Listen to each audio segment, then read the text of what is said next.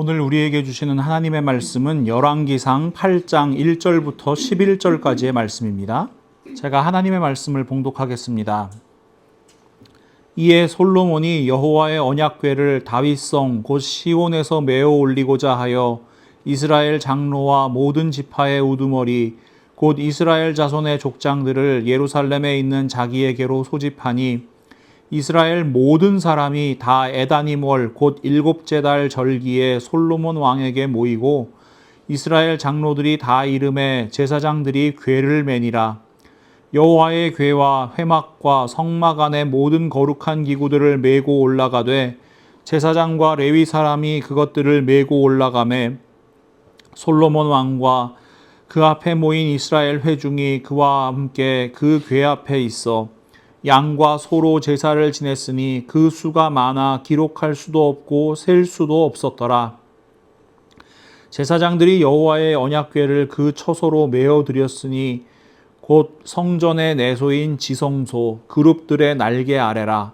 그룹들이 그 궤 처소 위에서 날개를 펴서 궤와 그 채를 덮었는데 채가 길므로 채 끝이 내소 앞 성소에서 보이나 밖에서는 보이지 아니하며 그 채는 오늘까지 그곳에 있으며 그 궤 안에는 두 돌판 외에 아무것도 없으니 이것은 이스라엘 자손이 애굽 땅에서 나온 후 여호와께서 저희와 언약을 맺으실 때에 모세가 호렙에서 그 안에 넣은 것이더라.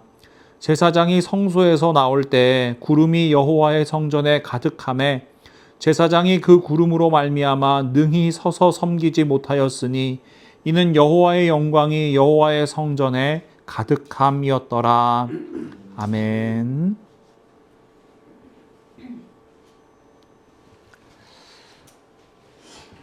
자, 오늘 2025년의 마지막 주일입니다. 그리고 성탄절 후에 맞이하는 첫 번째 주일이기도 합니다. 이 땅에 말씀으로 오신 우리 예수님 기억하면서 오늘 우리에게 주시는 하나님의 음성에 함께 귀 기울였으면 좋겠습니다. 오늘 우리가 함께 나눌 본문은 솔로몬이 성전 건축을 마치고 하나님의 언약궤를 지성소로 옮겨오는 역사적인 장면입니다. 1절 말씀과 4, 5절 말씀을 다시 보시면 이에 솔로몬이 여호와의 언약궤를 다윗성 곧 시온에서 메어 올리고자 하여 이스라엘 장로와 모든 지파의 우두머리 곧 이스라엘 자손의 족장들을 예루살렘에 있는 자기에게로 소집하니 여호와의 궤와 회막과 성막 안의 모든 거룩한 기구들을 메고 올라가되 제사장과 레위 사람이 그것들을 메고 올라가매 솔로몬 왕과 그 앞에 모인 이스라엘 회중이 그와 함께 그 궤 앞에 있어 양과 소로 제사를 지냈으니 그 수가 많아 기록할 수도 없고 셀 수도 없었더라. 이 장면 보면서 여러분 어떤 모습이 떠오르세요? 저는 다윗 왕이 언약궤를 예루살렘으로 가져오던 감격스러운 순간이 기억납니다. 사무엘하 6장 12절 하반절부터 15절 말씀인데요. 다윗이 가서 하나님의 궤를 기쁨으로 메고 오베데돔의 집에서 다윗성으로 올라갈새 여호와의 궤를 맨 사람들이 6걸음을 가매 다윗이 소와 살진 송아지로 제사를 드리고 다윗이 여호와 앞에서 힘을 다하여 춤을 추는데 그때 다윗이 배의 에봇을 입었더라. 다윗과 온 이스라엘 족속이 즐거이 환호하며 나팔을 불고 여호와의 궤를 메어 오니라. 아버지 다윗이 그토록 기뻐하면서 춤을 추었던 그 언약궤, 이제 아들 솔로몬이 지은 성전으로 그 언약궤가 들어가는 겁니다. 여러분, 성전 건축 과정에서 언약궤의 입당은요, 단순히 건물이 지어졌으니까 이삿짐을 옮겨야 되겠다, 이런 의미가 아니에요. 언약궤가 성전에 들어가는 것은 성전 건축의 절정이며 클라이막스입니다. 왜 그렇습니까? 언약궤가 바로 성전의 본질이기 때문입니다. 아무리 화려하고 웅장한 건물을 지었다 해도 그 안에 언약궤가 없으면 그건 그저 돌덩어리와 나무로 지은 건물에 불과합니다. 제가 예전부터요, 이 말씀을 묵상하다 보면은요, 이 어린 시절에 보았던 만화 영화가 자꾸 떠올라요. 혹시 여러분 로봇 태권브이 기억하세요? 네, 그림 한번 보여주세요. 오랜만에 보실 겁니다. 아주 거대한 로봇이 만들어져 있어요. 이게 키가 56m나 된대요. 어마어마하죠. 아주 강력한 로봇입니다. 근데 여러분, 다음 장면을 한번 보시면, 자, 주인공인 훈이하고 영희가 저 제비호라고 불리는 저 비행기 같은 걸 타고 로봇 태권브이 머리로 딱 들어가는 거예요. 그래서 그 로봇의 조종석에 앉아야 태권브이가 태권브이로서의 기능을 하기 시작하는 겁니다. 이 영희랑 훈이가 조종석에 탑승하기 전까지는요, 그 로봇은 그냥 거대한 쇳덩어리에 불과한 거예요. 하지만 주인공이 딱 타면 어떻게 돼요? 눈에 불이 번쩍 들어오고 그때부터 이제 그 로봇이 움직이면서 악당들과 싸우기 시작하는 겁니다.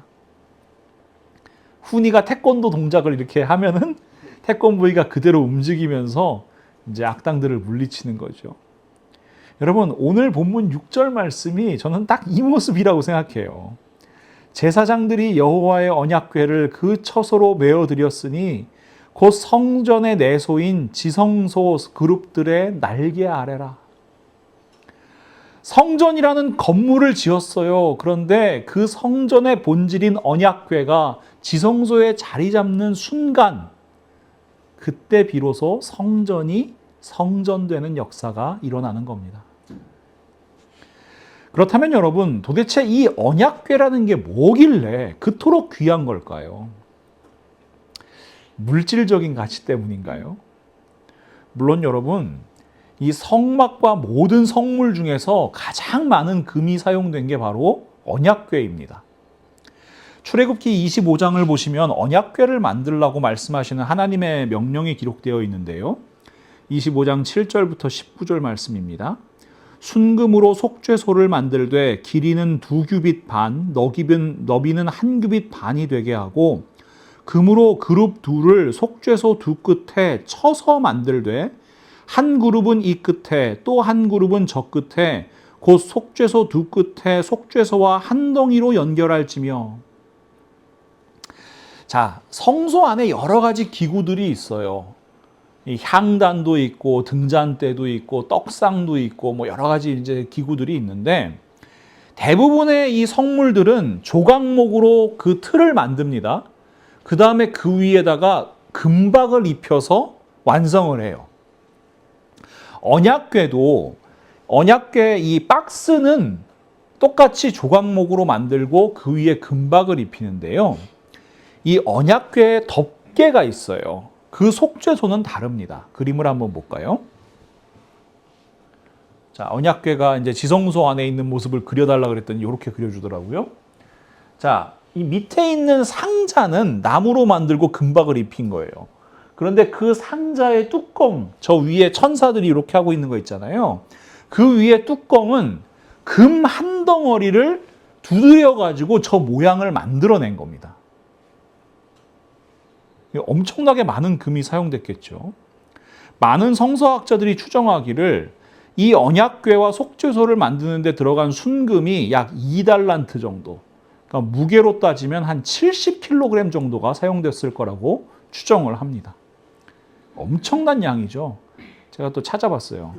시세를 계산을 해보니까 금 2달란트면요 지금 한 1,000만 달러 정도의 가치를 가지고 있습니다. 어마어마하죠.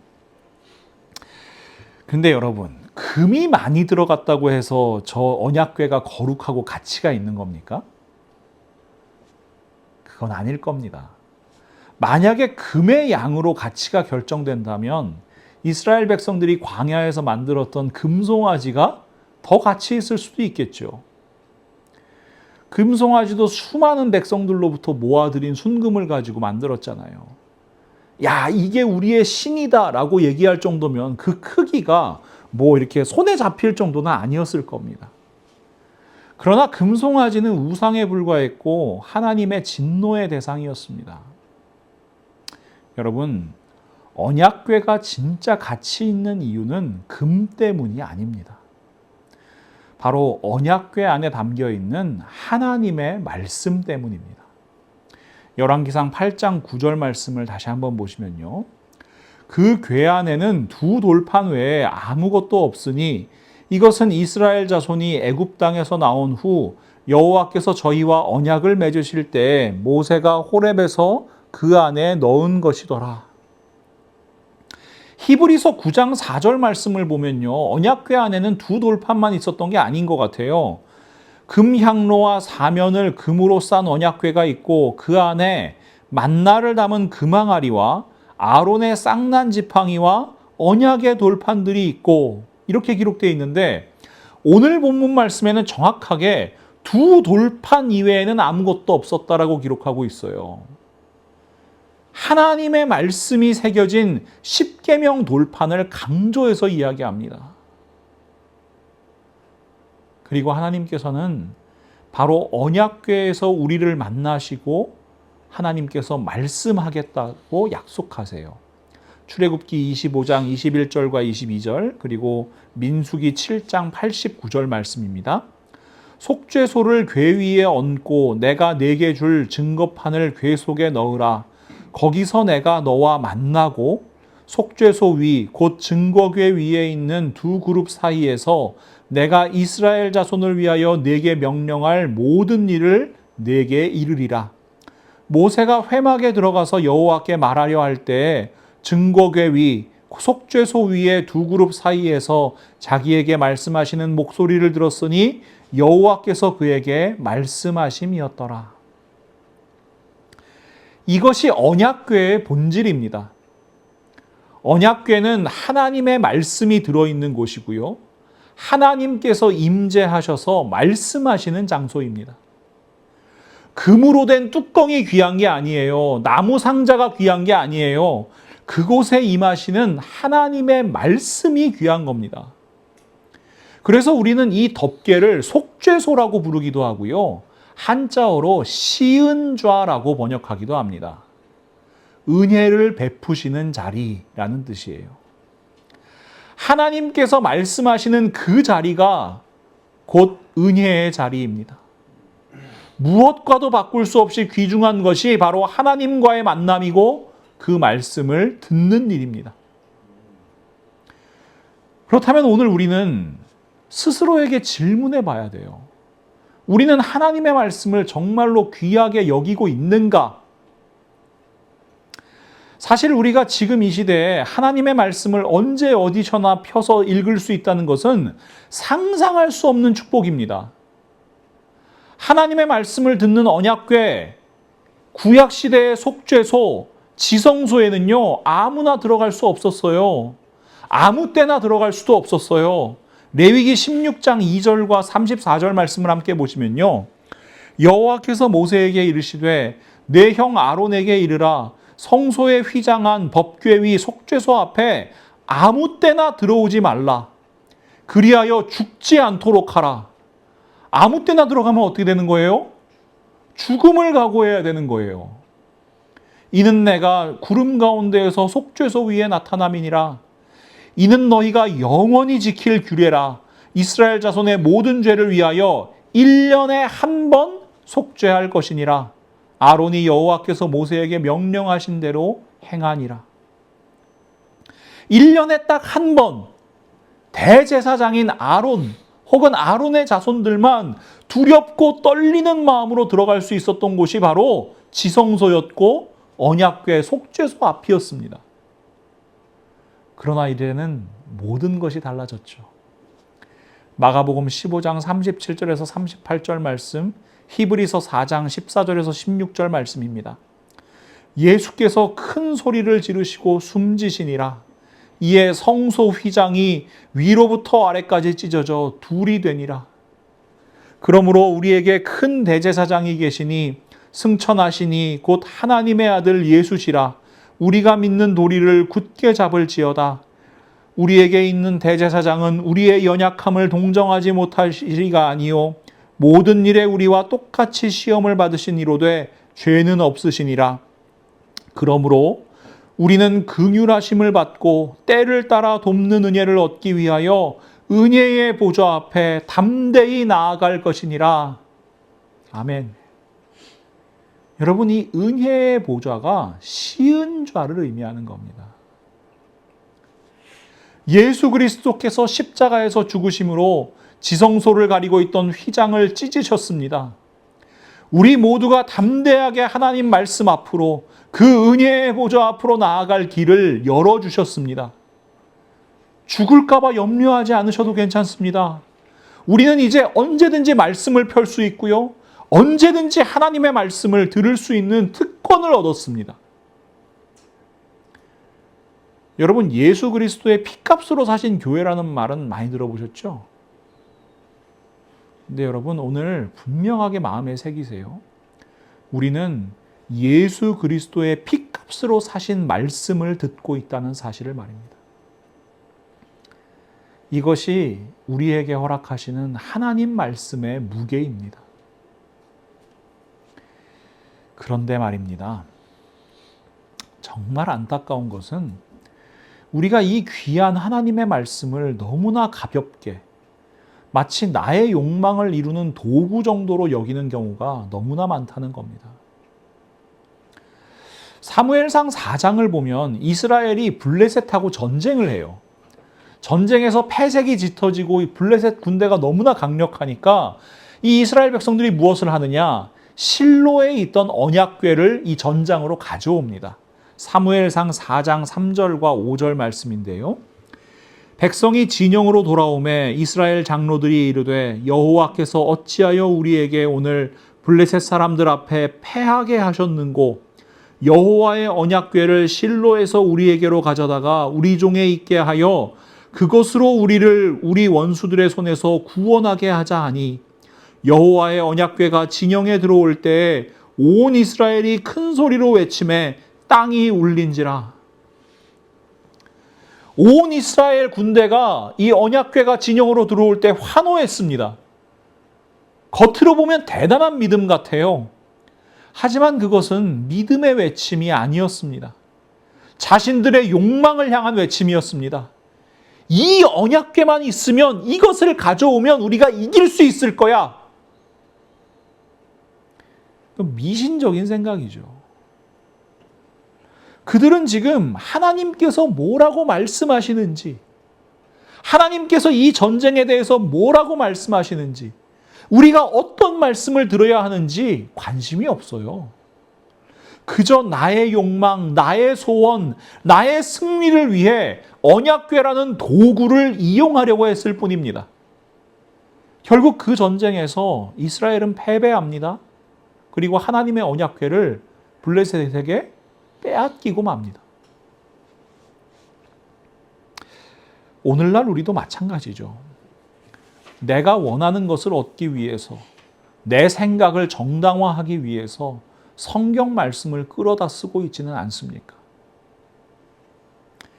내 마음에 드는 구절, 내 욕망을 이루는 데 도움되는 구절에만 열심히 하이라이트를 하고 있지는 않습니까? 제가 얼마 전에 이 한국신문을 보다가 황당한 기사를 하나 접하게 됐는데요. 이 대한민국에 있는 한 정당의 당무감사위원장이라는 사람이 당내의 어떤 정적을 제거하겠다는 의지를 표명하면서 이 자기 SNS에다가 성경 구절을 하나 인용을 했어요. 그 사람이 인용한 성경 말씀은 이 말씀입니다. 출애굽기 21장 29절 말씀. 소가 본래 받는 버릇이 있고 그 임자는 그로 말미암아 경고를 받았으되 단속하지 아니하여 남녀를 막론하고 받아 죽이면 그 소는 돌로 쳐 죽일 것이고 임자도 죽일 것이며.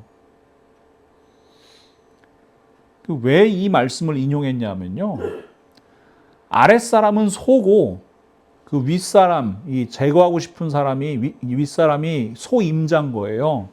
근데 그 소가 자꾸 이제 당에 반대되는 이야기를 해요. 근데 이거를 단속하라고 하는데 안 했어요. 그래서 아랫사람을 제대로 단속 못하는 윗사람을 정치적으로 제거해야 되겠다. 이런 자기 욕망을 정당화하기 위해서 하나님의 말씀을 이용하는 겁니다. 보통요, 우리가 어떤 욕망을 가지면 양심에 거리끼는 경우가 많아요. 그러면 어떻게 해야 돼요? 그 욕망을 꺾어야 되잖아요. 그런데 어떻게든 자기 욕망을 뒷받침할 수 있는 성경 구절을 찾아냅니다. 성범죄 저지른 목사들 하나같이 뭐라고 변명해요? 다윗도 밧세바를 범하지 않았냐? 하나님의 말씀을 듣고 나를 그 말씀에 맞추는 것이 아니라 하나님의 말씀을 나의 욕망의 틀에 우겨 넣는 거예요. 여러분, 이것은 신앙이 아닙니다. 하나님의 말씀을 전혀 모르는 겁니다. 출애굽기 20장 7절 말씀에 하나님께서 이렇게 말씀하시죠. 너는 내 하나님 여호와의 이름을 망령되게 부르지 말라. 여호와는 그의 이름을 망령되게 부르는 자를 죄 없다 하지 아니하리라. 하나님의 말씀을 가볍게 여기고 우습게 만드는 것은 엄중한 죄입니다. 안타까운 것은 하나님의 말씀을 가볍게 여기는 태도가 예배에서도 나타난다는 거예요. 여러분 잘 아시겠지만 개신교회의 예배는 설교 중심입니다. 그래서 이른바 설교 잘하는 목사, 말씀 좋은 목사가 각광을 받아요. 인기가 있죠. 그런데 현대 설교를 연구하는 많은 신학자들이 하나같이 지적하는 것이 있습니다. 설교는 넘쳐나는데 진짜 설교가 없는 시대라는 겁니다. 설교의 탈을 뒤집어 쓴 자기개발 강의, 설교의 탈을 뒤집어 쓴 정치 선동, 설교의 탈을 뒤집어 쓴 음담 패설, 만담, 이런 것들이 설교단에서 울려 퍼지고 있는 거예요. 이런 가짜 설교의 특징은 아주 명확한데요. 성경 말씀이 필요 없다는 겁니다. 구색을 갖추기 위해서 설교 전에 성경 한 구절 읽긴 하는데 그 말씀이 없어도 설교하는데 아무런 문제가 없다는 겁니다.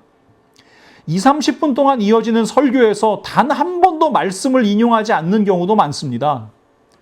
설교 중간에 인용하는 성경 말씀을 성도들에게 읽도록 하고 설교자는 물 마시면서 쉬는 시간처럼 보내기도 해요. 이런 경향 때문에 예배 시간 중에 성경 봉독 순서가 찬밥 취급받는 것을 많이 봅니다. 이런 교회도 있더라고요. 시간 관계상 긴 본문 말씀 전체를 읽지 않고 부분적으로 읽는 거예요. 그러나 여러분, 성경 봉독이야말로 예배에서 가장 중요한 시간입니다. 예배 순서 중에서 필수적이지 않은 것을 하나씩 지워가 보세요. 주보를 놓고.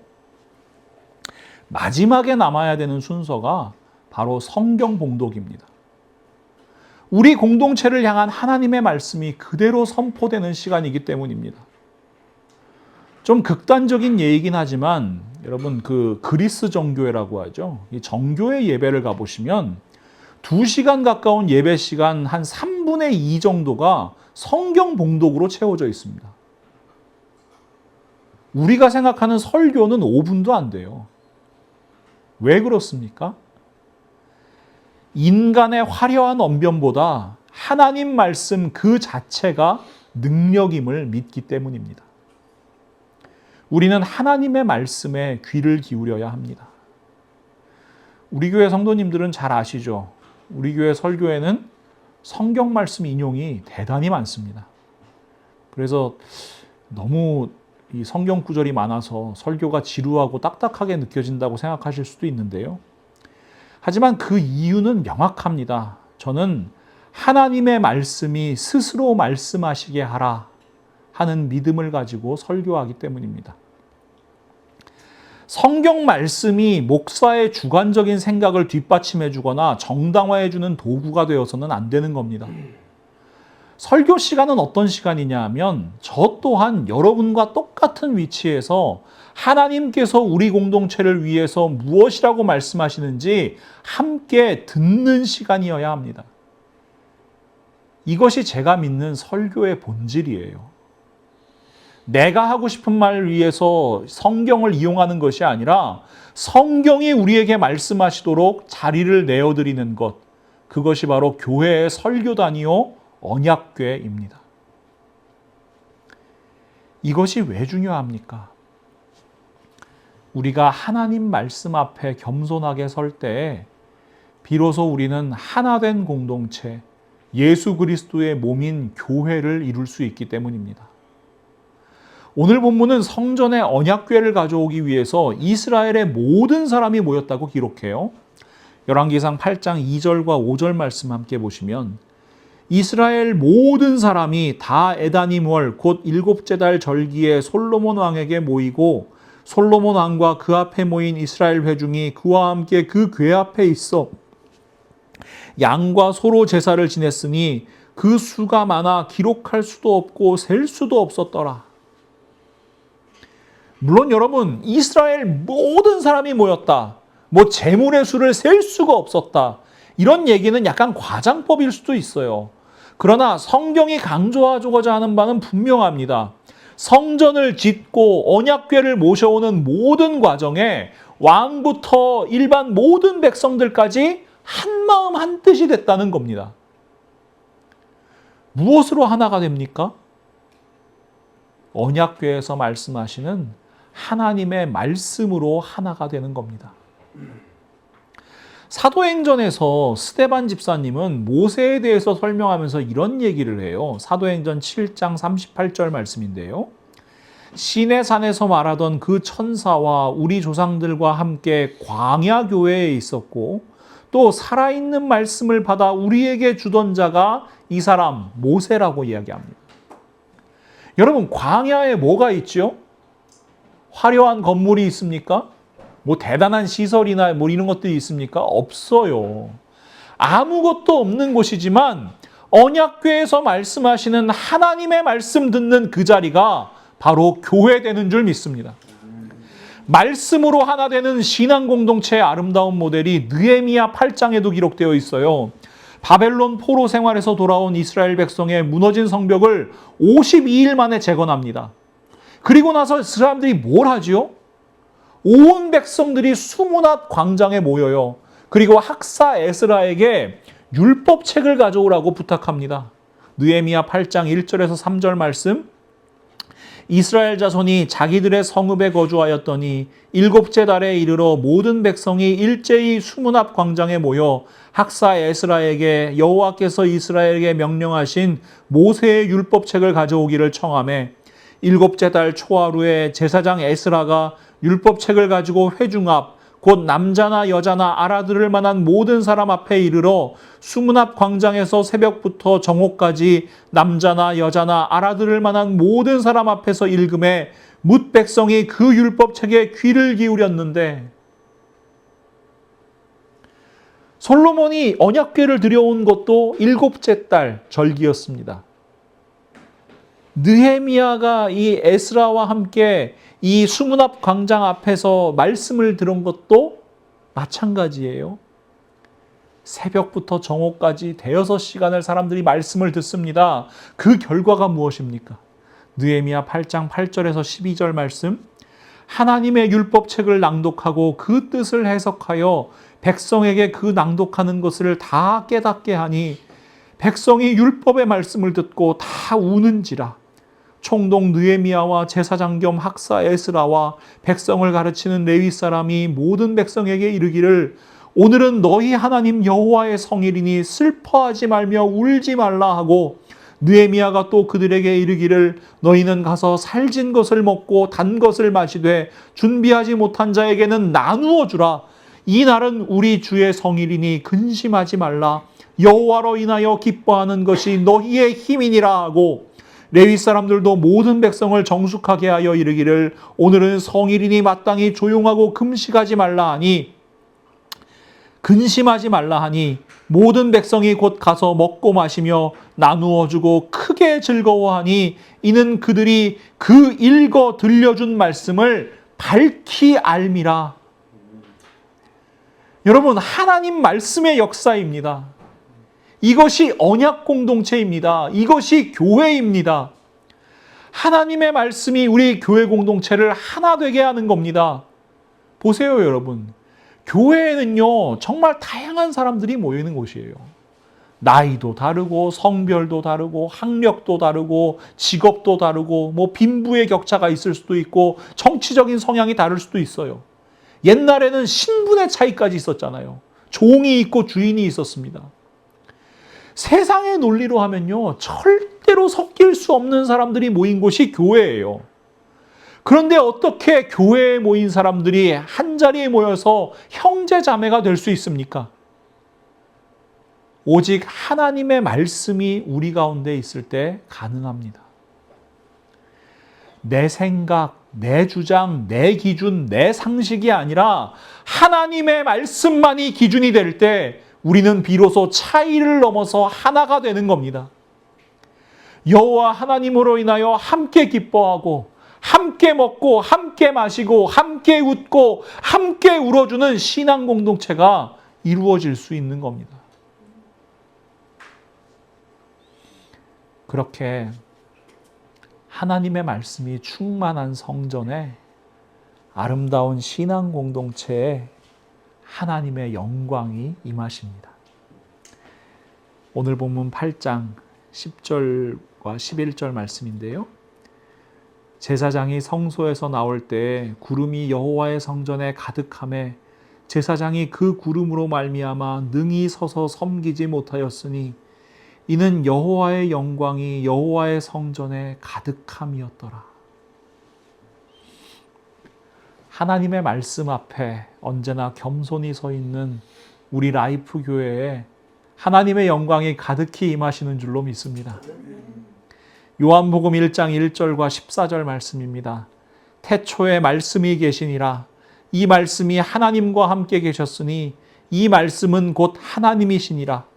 말씀이 육신이 되어 우리 가운데 거하심에 우리가 그의 영광을 보니 아버지의 독생자의 영광이요 은혜와 진리가 충만하더라. 구약의 성전에는 돌판에 새겨진 말씀이 들어있는 언약궤가 있었지만 오늘 우리 가운데에는 말씀이 육신이 되어 오신 예수 그리스도께서 계신 줄 믿습니다. 우리는 그리스도인입니다. 기억하십시오. 그리스도인은요, 하나님의 말씀을 통해 예수 그리스도의 영광을 바라보는 사람들입니다. 그리고 하나님 말씀 안에서 그리스도인들이 하나 되어 이루는 곳이 바로 교회입니다. 사랑하는 믿음의 동역자 여러분, 성탄절을 보내고 새해를 바라보는 이 시점에 우리 교회가 다시 한번 붙들어야 할 것은 오직 말씀인 줄 믿습니다. 여러분, 태권브이가 어떻게 악당을 물리친다고요?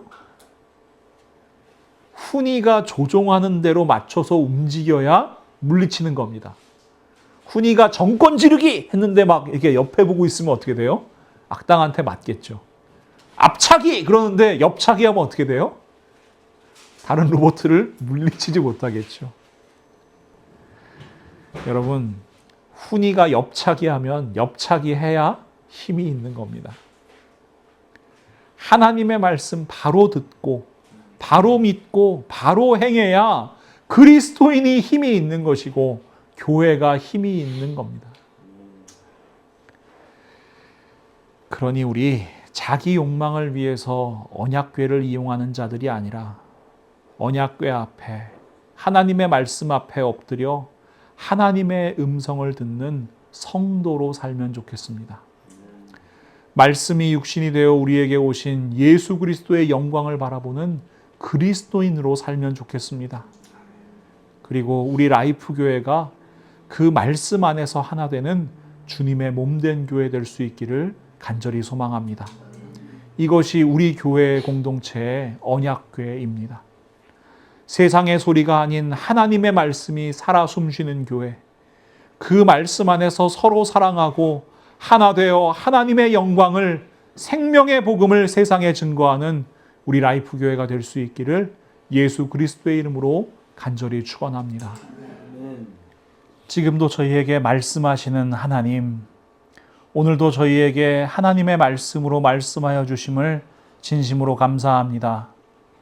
저희들 그 말씀이 저희 교회의 언약궤임을 다시 한번 고백합니다. 저희 가운데 말씀하시는 그 말씀 바로 듣고 바로 알고 바로 믿고 바로 행할 때에 저희들 그리스도인으로 살아갈 수 있고 우리 라이프 교회가 참된 교회 될 수 있음을 고백합니다. 하나님, 저희 공동체 가운데 언제나 말씀하여 주옵소서. 그리고 저희들 언제나 겸손한 마음으로 그 말씀 듣게 하시고 그 말씀대로 행할 때에 하나님의 영광 나타남을, 그 말씀대로 행할 때에 하나님의 능력이 나타남을 저희들 고백하며 나아갈 수 있도록 하나님 저희와 함께하여 주옵소서. 저희들 하나님의 말씀보다 기도보다 앞서지 않는 교회 되기를 소망합니다. 하나님의 말씀이 언제나 저희의 삶이 되는 교회 되기를 간절히 소망합니다.